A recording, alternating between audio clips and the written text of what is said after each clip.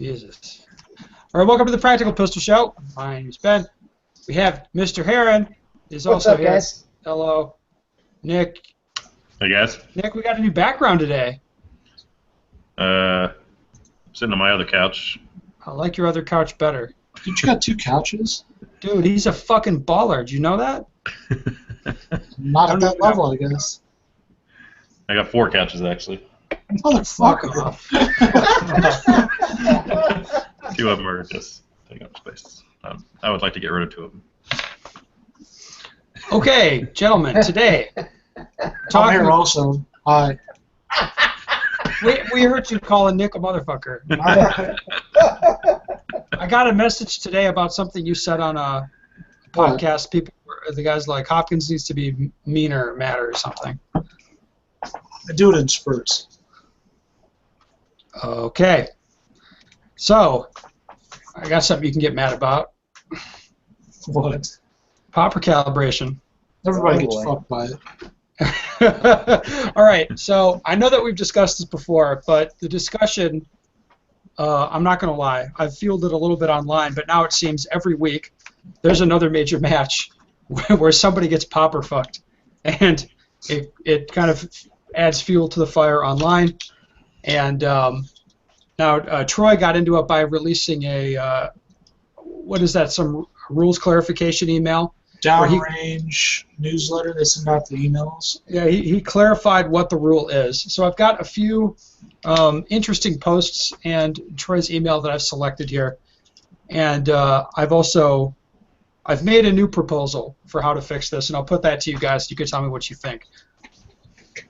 Well, only Hopkins knows what it is thus far, right, Hopkins? Yeah, I wouldn't let you tell them before so you couldn't ruin it. Okay. I want All right, well, reactions. Here's part of the email from Troy clarifying this, clarifying what the popper calibration rule is.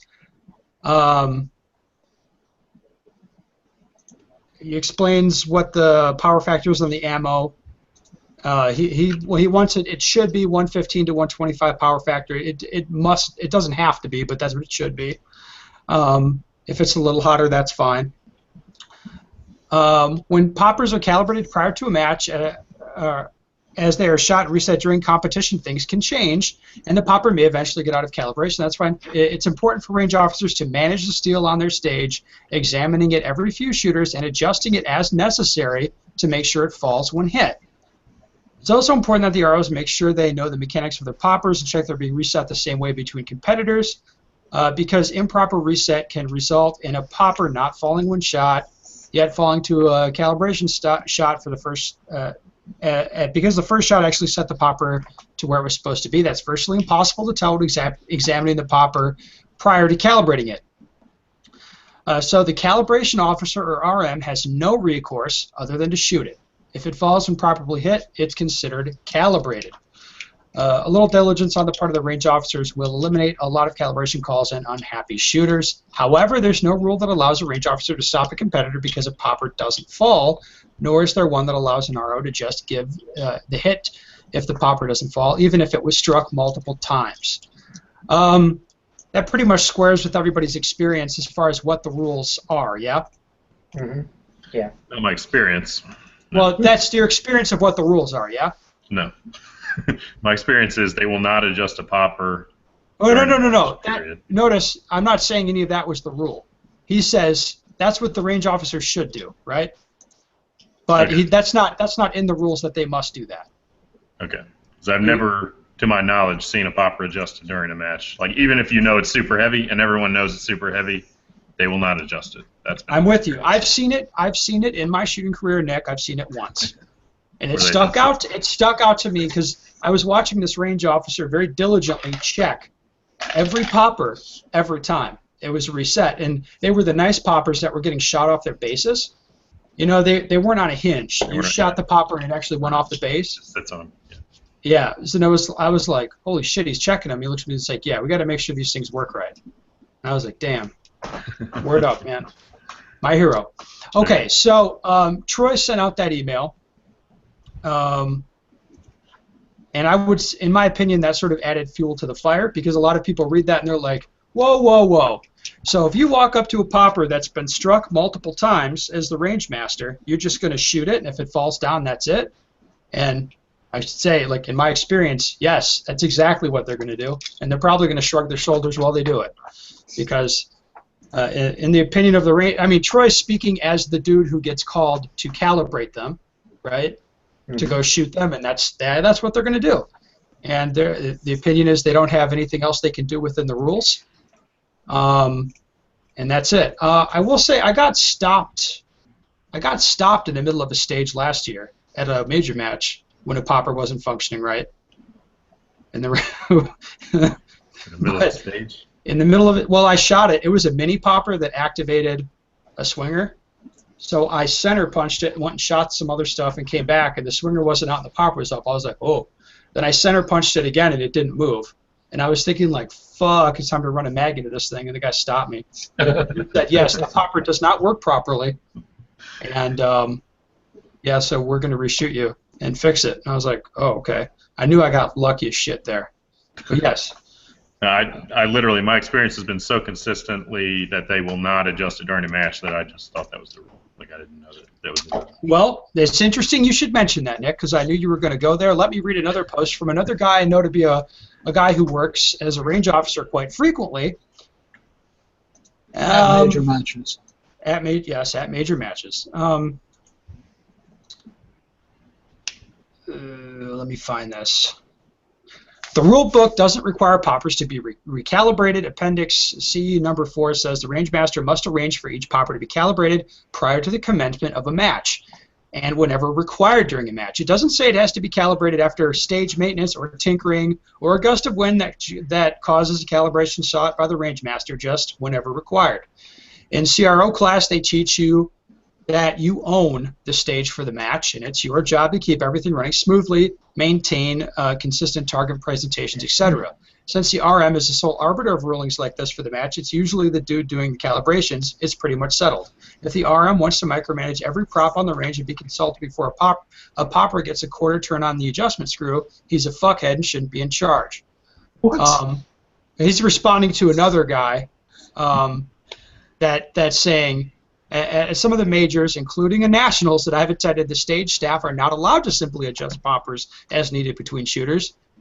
That's because doing so then requires a formal calibration or whatever. So, we've all shot major matches where they have like those lock bolts on them, Right. on the poppers. So it's not like the range staff can't adjust the poppers. That's at a lot of majors I've been to. That's been everyone's experience as well, right? Yeah. Yeah, so sending out this, I'll put it to you like this, Nick. Sending out that email had a lot of guys like you, they call it like, yeah, that's bullshit, because that's not the way it works. That's not the way it works. I mean, that may be the rule, but that's not the way it works. Based on that email, it sounds like if you walk up a stage, you see a popper that you know is heavy, you can say, hey, adjust that for me, and it's a reasonable request. I don't know if they're going to do it or not. But there's no reason they couldn't. I would imagine they would not, but I heard of a recent major where they did do it. But they didn't adjust it. They knew the popper to be heavy, and actually the calibration nut had broken off. The range master came over and shot the top of the calibration circle, and down the popper went. I mean, it did fall. He's like, that's fine. Usually the ones that need adjustment, I mean, a quarter turn, they need more like 2 or 3 or 4 turns, right? Like, they're way off. Well, that one actually didn't have the screw in it any longer. The screw had broken off a previous squad, and the range master didn't think that was an issue. That was fine. It worked for the previous squad, right? Yeah, it's working fine. Sometimes you got to shoot it more than once. I thought the whole argument for not adjusting it was it's got to be consistent from squad to squad. It's like, okay, well now you know it's not consistent from the squad to squad. Well, don't try to put a lot of logic to it. All right, so another guy had an interesting post, also in response to this email. He says, well, I took the range officer class with the current DNROI. That's the same guy writing the email, by the way. We didn't discuss the nuances of resetting poppers, criteria for examining them, or adjusting them between shooters. At a local match, you're lucky to even get a low-level RO on a stage, and guys like me aren't being taught to do what he's suggesting. On top of that, I happen to shoot at local matches where the current DNROI can sometimes be found ROing. Been squatted with him several times. Guess who doesn't check poppers between shooters? So this whole manage the steel concept is just lip service. As to the base purpose of a popper, so you check power factor with the popper for minor. What checks it for major? Minor guys can get popper fucked on it, but a major guy can squeak in minorless and get away with it. There's no logic in that answer or excuse. They just need to give them the hit if it splashes on steel and use the chrono to check power factor. To quote the current DNRI, don't be a dick. Popper fucking people is being a dick. I'm not sure I agree with his solution, but he's definitely highlighting the problem where the idea that you should manage the stage. A lot of ROs don't do that, and you've got a lot of range masters who kind of like put lock bolts on the poppers, so you can't do it. All right, another guy who I know ROs at major matches posted this. I personally don't think there's anything wrong with popper calibration rules, but I think there is sometimes something wrong with ROs that don't take ownership of their stage, including the gradually changing conditions of steel. I also lost a popper calibration at that match, and mostly just annoyed that I didn't notice the popper still standing there before I unloaded. As a shooter, I'm aware that even though I chronoed 133, I can't be certain every single round makes power factor, so when shooting minor, I minimize the winding and try to actually inspect the poppers on a stage. If they're set too heavy or otherwise not working properly, you can request an inspection and or calibration before you shoot. And you can also pay extra attention to a popper that looks or feels suspicious so you can make sure it goes down. Do your homework, watch other shooters, and see how the popper reacts. What do you think about that, Tim? Now you're kind of putting common sense in, or that guy's talking about like putting a little freaking RO common sense into it. Like, oh yeah, great, it's got a diameter hit in the calibration zone. We'll give it to you. No, he's not saying to do that. Oh, he's saying not to. Okay. Well. He's not saying anything about that. He's saying it's up. Like as a shooter, you should go around and inspect the poppers on the stage before you shoot. I agree with that. Really? But, I think ROs. I mean, I don't know. I think the poppers should definitely be looked at. Inspected by the shooters? No, inspected by the RO. Inspected by the. He's saying inspected by the shooters. And by the ROs. I don't like inspected by the shooter. That's stupid. I don't think inspected by the shooter is. You don't have time to be doing that crap. Well, I mean, to me, it's like in the same post, it's like, yeah, I shot a popper and it didn't fall, and it's like it sounds like fucking Stockholm syndrome to me, where it's just not acknowledging the issue. Where it's like somebody's wife, that guy's been wailing on her so long. She's like, yeah, you know, I didn't have dinner on the table on time, so kind of had that coming. I just read that, I'm like, what the fuck are you talking about? You want all the shooters to inspect the steel before they shoot? And it's like, okay, I mean. Here's the thing, like if you just set the poppers correctly, virtually all this goes away. I mean, a correctly set popper falls. Well, but you hear about the culture is like lock nuts and you're not allowed to adjust it. That's the ridiculous part. If you just open it up and make it culturally acceptable everywhere to adjust the poppers as needed, all these problems go. 99% of these issues go away. I agree. A lot of yes, it becomes much less of a problem. So what they do is they see some guy get popper fucked, and they're like, the calibration guy comes over and he shoots it with his 115 power factor 45. It goes down, and you can go over there and punch the shit out of it and see it's not falling, but do they adjust it? No. In my experience, that's how it goes. All right. So that's the current state of affairs, guys.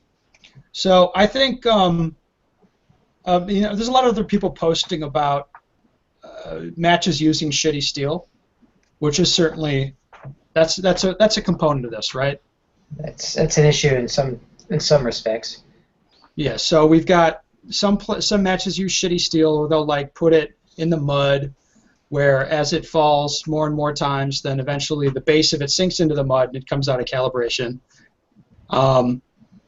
The range master, the director of NROI, is telling you if there's a popper that's been struck multiple times, if he gets called, all he's going to do is shoot it, right? And if it falls, it's calibrated. I don't like that. So what are you supposed to do if you know it's heavy? You request it to be recalibrated. He comes over, shoots it, and it falls. Well, then they're not going to do anything about it. They can just adjust it, right? That email from Croix made it sound like they can adjust it if they want to. Yeah, but they're not going to adjust it. That's the part we have to. In my experience, they're not going to adjust it. Right. And in your experience as well, Nick, they're not going Correct. to adjust it. But if that part of the culture would change, and it sounds like there's no rule preventing that from happening, I think you would see a lot less popper fucking going on. Correct. So here's my proposed solution.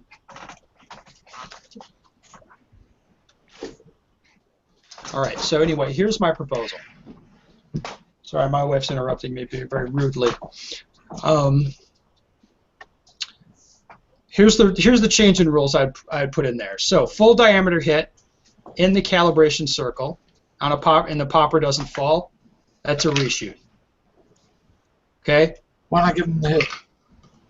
Because poppers activate stuff, and we're going to maintain the falling steel part. A lot of times, having the steel fall or not fall would fuck you up just as bad, right, Hopkins? You know what I mean? I think you'd have to change. There'd be a change in shooting. All right. The way we shoot stages, kind of. Yeah, it would. Also, think about this, Hopkins. What if you have a full diameter hit in the circle, and then you put another full diameter hit in the circle? Right. So you shoot it. It doesn't fall. You don't know if you hit it or not. You just shoot it again. Yeah. And at the end of it, like, okay, we'll give you the hit. But that costs you time. Yes. So did that really solve the problem? No. No, it didn't really solve the problem. That's part of it. Full diameter hit in the circle is a reshoot, and on top of that, you keep the calibration. So you can get poppers calibrated if you want, but the range staff is going to shoot it just a cunt hair below the calibration circle. Other people have proposed reducing the power factor that the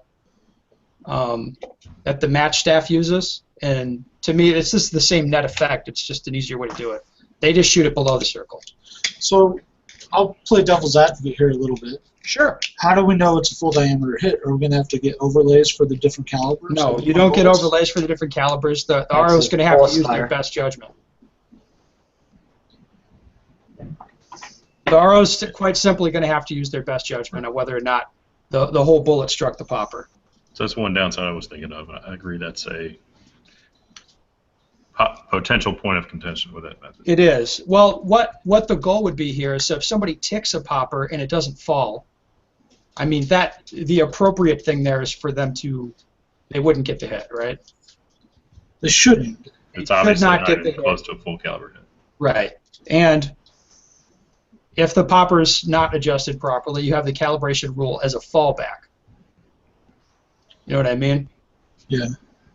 And if you're calibrating the poppers in that fashion, if somebody hits it with a substantial portion of their bullet, in the circle or higher, it's going to fall, more than likely. Okay, so what if someone nicks it? Right. So if someone nicks it, and it doesn't fall. Right. Then we have the calibration. Center punches it after that. Correct. It doesn't fall. What then? Then it's range equipment malfunction. Okay, what if it falls on the second hit? They can argue that the first hit moved it. Well, see, the interesting thing about my proposal here is you can always figure out after the fact what happened. So the shooter just shoots the stage as normal, shoots all the steel down, whatever. Okay, then they walk over there and they look at that. So they've got a chip of paint missing off the edge and what appears to be a full diameter bullet strike in the circle, right?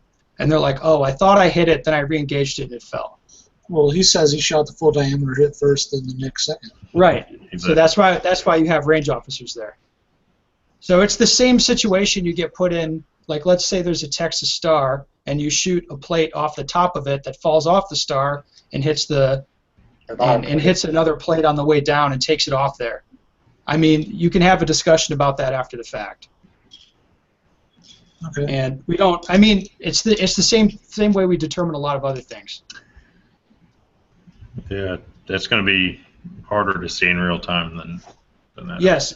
Yeah, of course. It's going to be harder to see in real time, but with the poppers being properly calibrated under this new rule, if the competitor says, like, yeah, I shot the center punch first, and then I ticked it over here and it fell, the range officer's going to be like, yeah, dude, that's bullshit. And I think we both know that. Dude, Let me ask you this: if the rule with falling plates that are not poppers right now is full diameter. Yeah. It doesn't go down. That's a No, it's not full diameter. If you hit them and they don't go down, then it's a reshoot. Any kind of hit. any kind of hit. Yeah. So how do they play it now if you shoot it twice, like you nick it one time and you shoot around, you come back. It's down, it's down. So you don't get a reshoot. No. That's not really what the rule reads, but that's how they're going to play it. Well, it is. Would you have No. grounds to argue They're a not going to reshoot on the be. current They, rules? well, Yes, you would have grounds. you could argue it. Yeah, you'd look like an asshole. Yeah, you would look like an asshole. I agree. Not that that'll stop anybody. No, definitely It'd not. stop a lot of people. Yeah. I don't know. So okay. Well, all right. So it just goes, that aspect of it just goes to the same way plates are called today. No, I mean the rule would be different, right? It'd be it'd be actually requiring a full diameter hit. So if you think about the benefits of this, it'd be Plates don't the require. calibration would be the last resort, not the first, right? So what we have now is the calibration is The only resort. that's it. It's calibration. So you'd make that the last resort, and then you'd kind of weight that more heavily in favor of the shooter. Because right now the calibration process is kind of stupid and inconsistent. I mean, it makes a big difference where in the circle you shoot the popper, as you guys know. So Yeah. right now, I can shoot a popper at the top of the circle deliberately, and if it falls, it's calibrated. Yeah. Yep. So that apparently was the strategy at one recent major match a friend of mine went to, where they have this popper that's clearly not falling when it's struck, but the range master made a point, and any challenge would shoot it at the top of the circle, to the point of That's ridiculous. he would miss On over the purpose? top. Yes, he would miss over the top of it sometimes, and then like he wouldn't just make sure he hit just the top of it.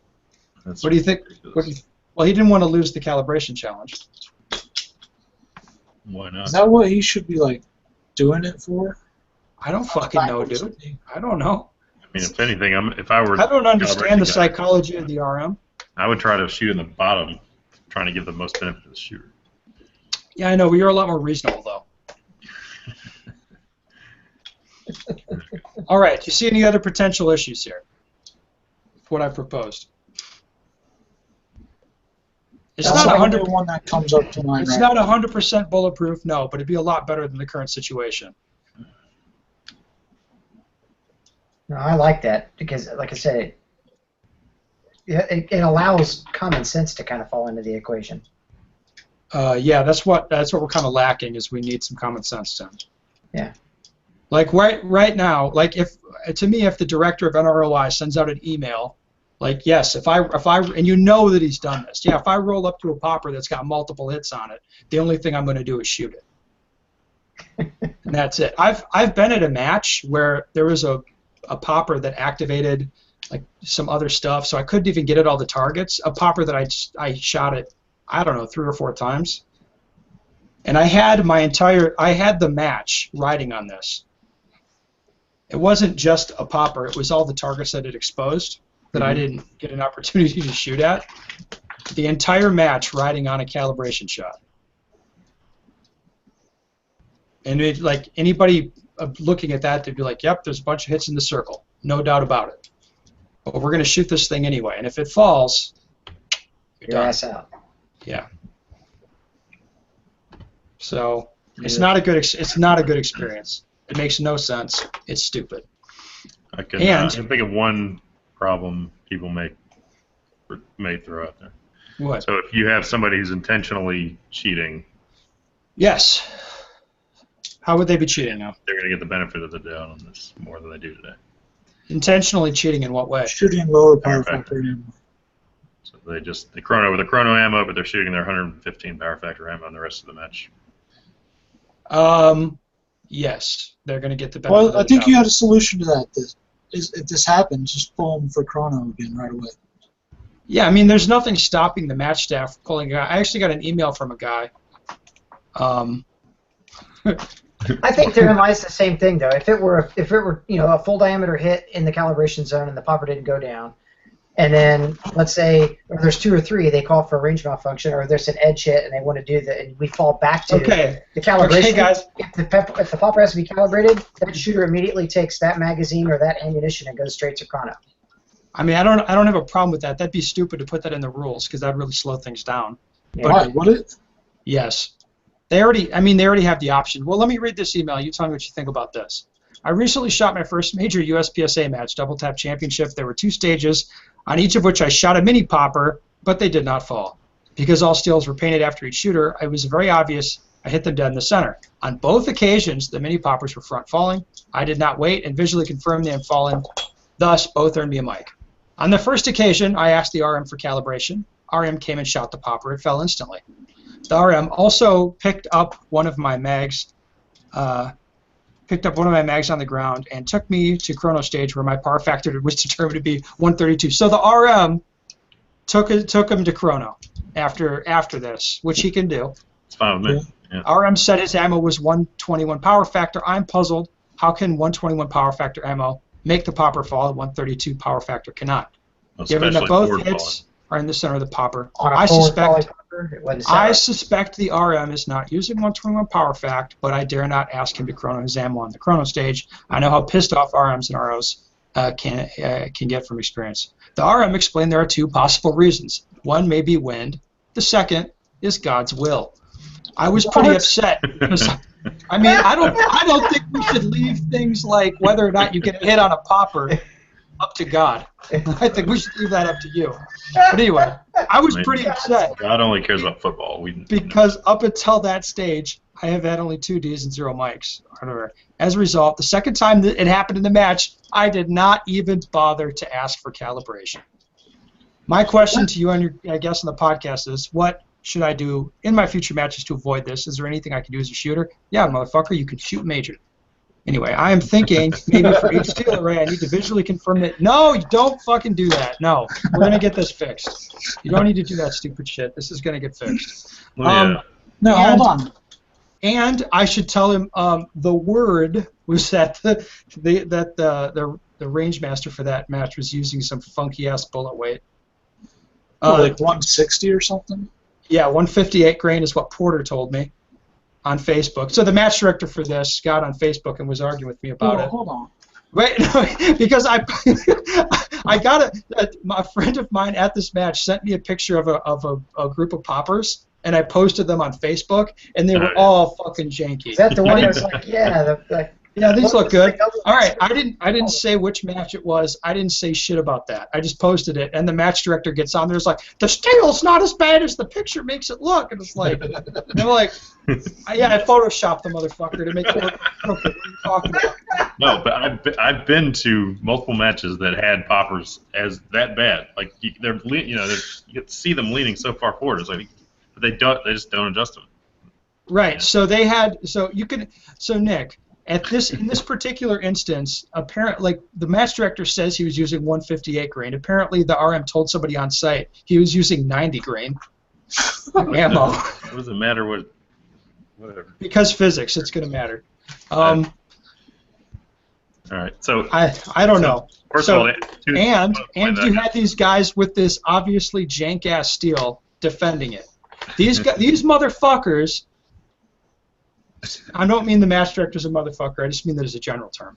But anyway, he seemed like a nice guy online. But anyway, these motherfuckers spent more time arguing about it on Facebook than it would have taken just to adjust the goddamn steel that people would complain about it. It made no fucking sense to me. It was crazy.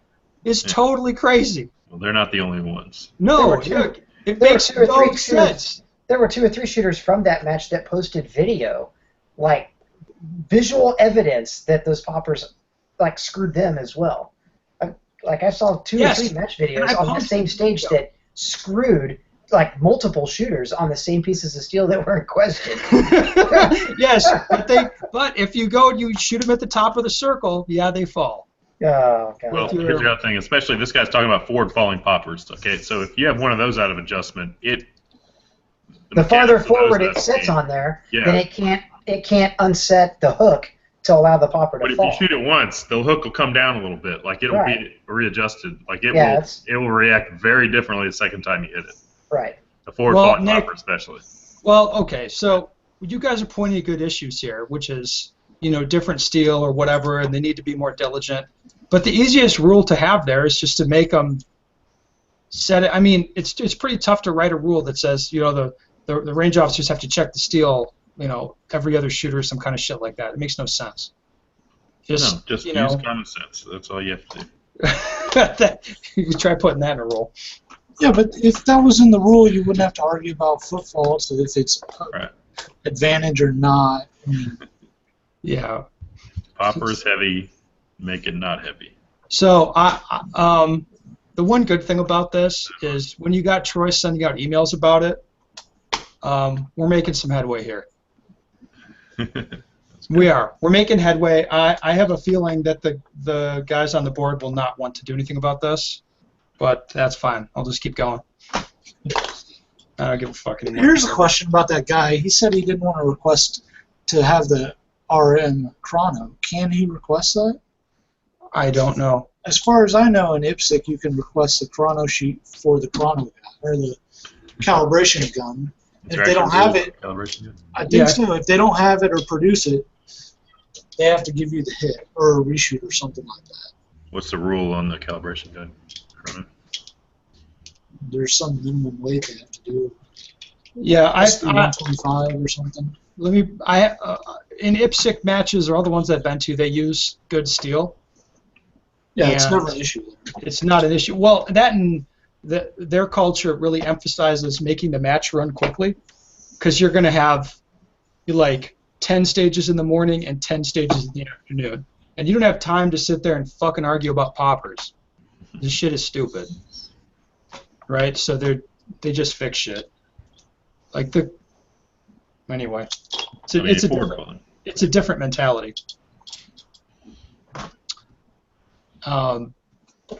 Yeah, so anything else to say about this, guys? You can move on to some other questions, because I know people are sick of hearing about this. Actually, some people, I've gotten a few emails, people find it very amusing when I go crazy about stuff. This one, this topic is absolutely infuriating to me, because it's so obvious that it's an issue, and you'll have people want to do everything but solve the problem. Yeah. Yeah. All right. Hey, Ben, love the show and the discussion topics. I had a few questions on technique. Right now, I'm a middle C-class shooter, and even close targets, 7 yards, my splits are fairly slow, as I'm taking my time to get a good sight picture on the second shot. Do you think I should continue this route and eventually things will speed up? Oh, my God. As I get used to seeing the sights, or should I push the limits and really just get an idea how fast I can go with reasonable hits and train with that in mind?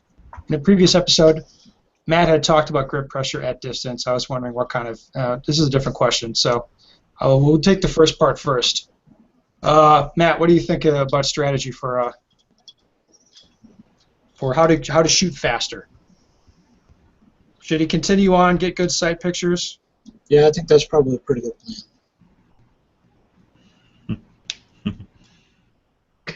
He's a C-class dude. He's got to be able to, like... Oh, I thought you were fucking with me. No, he's got to be able to hit every single target out there first. Yeah, he can hit the 7-yard targets. He can hit those. So he just wants to go fast on them? Yep. Dude, he wants to be a GM like you. Talk to Tim about hosing. Tim Myers. Okay. He's not fast anymore. He's got no game since he switched to a Tanfolio. Anyway. Get back on the clock now. Nick, what do you think? Okay, so I can tell you what I would have this guy do. Yes. The first thing I would do is just have him. I would want to determine, if I were him, I want to determine your max speed of shooting period. So I would shoot. First thing I do is shoot into a berm as fast as I can pull the trigger. No target. I just want to see how fast I can pull the trigger physically. Okay. And hopefully that's somewhere sub 20. Okay. Not, I won't do that. 17, 18 range. All right. Not for a C-class shooter. A C-class shooter's finger works just like everybody else's, right? Like, forget about the sights. Just shoot into the berm, pull the trigger. You're not trying to group. You're not trying to see sights. All you're trying to do is physically pull the trigger as fast as possible. Okay. And then the next thing I do is put a wide open target at 7 yards, have him repeat that speed and just try to keep in the A zone. But your top priority is pull the trigger as fast as you can. Your secondary concern is hit the target. But I bet you land a lot more in the A zone than you think you will right now, utilizing a lot less sight picture than you are when you're going slow. And then I think from there you can probably adapt that newfound speed into your match pace or whatever. But I think that's kind of the direction I would take it. All right, Mr. Heron, who's correct? Now you can't do your normal thing and agree with people. I'm not agreeing with anybody. Good. Tell Hopkins how wrong he is. Stupid. I think keeping the same pace and speed, he's obviously not going to get any better than he already is. So that's, no offense, Hoppy, but yeah, that's dumb. So tell Hopkins that he's dumb. Hopkins, that advice is and his mom did a bad job raising him. Tell him all. No, I mean, the guy's already, I mean, the first part of his question says he's a middle C-class shooter, and even on close targets, his splits are fairly slow, and he's taking his time. He's taking his time to get a good sight picture on the second shot. He's pointed out exactly what his issue is. He's spending too much time refining the sights. I don't think it's a trigger speed issue. I think it's a visual reference issue. It's a vision thing. He's not allowing himself to shoot beyond what is a picture-perfect sight picture of equal height, equal light. So he needs to play around with sight picture and sight focus, and he needs to play with target focus at different distances to learn what is acceptable and what's not acceptable to make the same kind of hits. Yeah, that's what I was saying. To play with. I just told him how to play with it at close range. Damn, Tim. Yeah. What? Smart motherfucker. I don't know. Well, but I don't necessarily think it's a trigger speed thing, though. There's a couple things I want to add to this, Tim, because you're talking sense. Everybody except for Matt actually is talking sense. God damn. No. Even Matt actually is talking sense. I'm just being a dick. Matt's concern is justified. If you got I really think there's a lot to being able to hit everything, and Matt's concern is that homeboy here may not be able to hit everything. Period. Right? Yes. I'd like to see a guy be able to shoot 25-yard targets more or less in the center at whatever his natural speed is before you're really worrying about going a lot faster, because I think it'll be easier. But anyway, so Matt's concern is justified, I think. There's a couple things in here that I think you guys are on it when he says at 7 yards, I'm taking my time to get a good sight picture on the second shot. Do you think I should continue that and eventually things will speed up? No. The way to get faster is you're actually going to have to go faster. Repetition, I don't think in and of itself makes you a whole lot faster. It just doesn't. So if you think you're going to repeat what you're already doing and get faster doing that, I don't think that's going to happen. The analogy I like to use is if I take my Toyota Camry and I get a lot of repetition, driving it on city streets like 200,000 miles, I'm not ready to get on a racetrack, right? The repetition doesn't make you fast. So I think you got to get used to the idea of going faster, or maybe even redefine, hey, what is a good sight picture? And this is where you do stuff that Nick is talking about and Tim's talking about, where it's maybe take the target away, shoot at different distances. I think you have to sort of decouple yourself from worrying about the result a whole lot. You have to be okay with shooting bad hits occasionally, and as long as you're trying to figure out what it is you need to do. Does that make sense, guys? Yeah. I don't think I'm talking too crazy. Being process-driven versus result. Yeah. So try it a few ways. At 7 yards, standing static, for most people, if you put your fiber in the center of the target and you pull the trigger twice as fast as you can, that's probably going to work pretty well. Mm-hmm. So I would take that and I would give that to you as a baseline at 7 yards and say try that and then see what happens, and then we'll go from there. Do you feel comfortable doing that after a few repetitions or, whatever? Take that as the baseline, because if I could tell you that's what most guys do, fiber in the center as fast as they can pull the trigger at whatever distance, try that, and then get used to that and see if that's going to work for you, if you need to do something differently. So that is how I would try to go faster. Is that reasonable? Yeah. So you guys are all right. We're all winners. Right? Awesome. Yes. Should we move on to the second part of this guy's question? Matt looks pissed. Matt always looks that way. That's just how he looks. He's got an RBF hardcore. RBF. Resting bitch face, Nick. Resting bitch face. You got to wiki that shit. You wanted one of us to ask. No, I thought you fuckers would know. I thought you would know. How did you not know? I don't know. Must be a Wisconsin thing. No, it's a 14-year-old girl thing is what it is. I try to keep my vocab up with the kids, so I'm like hip and cool. Anyway, in a previous episode, Matt had talked about grip pressure at distance. I was wondering what kind of insight you and the panel had on this topic. Do you feel you grip just as hard on a 30-yard paper target as you do for one at 7 yards? Matt, this guy needs to know what the hell you're talking about. What I was talking about that was I was shooting like 3 targets at 25 yards with no shoots on them. That's so far. Yeah, it was tough. I found the gun tracked better and came back down in the same spot better when I was holding the gun tighter, in essence. And I was just experimenting with how much pressure I was putting on the gun, like actually consciously thinking about gripping the gun harder, and I believe I was, and the results were better hits on target and just everything. Better, are you talking about just harder with your support hand or harder with both hands? Both hands. Okay. Okay, well, Hopkins, what advice would you give now? So if you hit that question head on, are you gripping the same at 30 yards as you are at 7, would you say? Or like, what would you recommend, or what do you feel like you're doing? A lot of times it's hard to tell. I haven't messed with it at 7 yards, so I don't know. I mean, it's just my standard grip. I mean, I really have no way of knowing on that comment. Ugh. God damn it.